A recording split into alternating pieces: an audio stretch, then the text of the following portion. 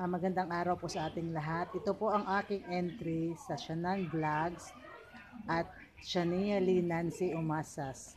Anak Acting Challenge Accepted. Lalayas ka na naman? Sige, lumayas ka! Lumayas ka! Magpakasasa ka sa lalaki mo. Magpakabuhang ka sa bisyo mo. Tingnan ko lang kung rirespetuhin ka ng anak mo kapag asin na lang ang inuulam niyo at nagpapakaputa ka na lang para may isaksak dyan sa sikmura niya.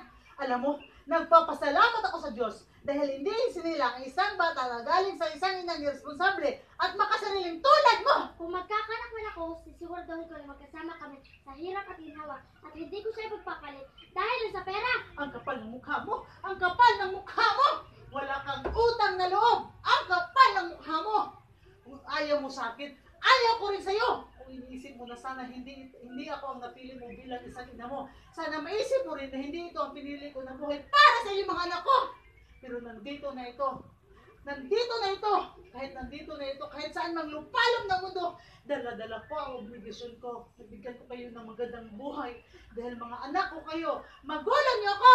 Hindi mo ako naintindihan. Hindi ko hinihingi lahat-lahat na binigay niya sa amin.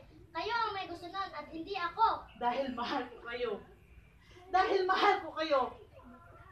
Sana tuwing umiinom ka ng alak, habang hinihit mo ang sigarilyo mo, habang nilulustay mo ang mga pera pinadala ko, sana maisip mo kung ilang pagkain ang tiniis kong hindi kainin para lang makapagpadala ako ng malaking pera dito sa inyo.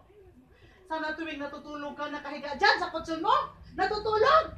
Sana maisip mo kung ilang taon kong tiniis matulog mag-isa habang nangungulila sa mga mahal ko, sa mga yakap ng mga mahal ko.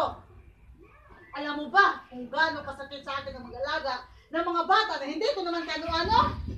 Samantala kayo na mga anak ko, hindi ko man lang kayo kayang alagaan.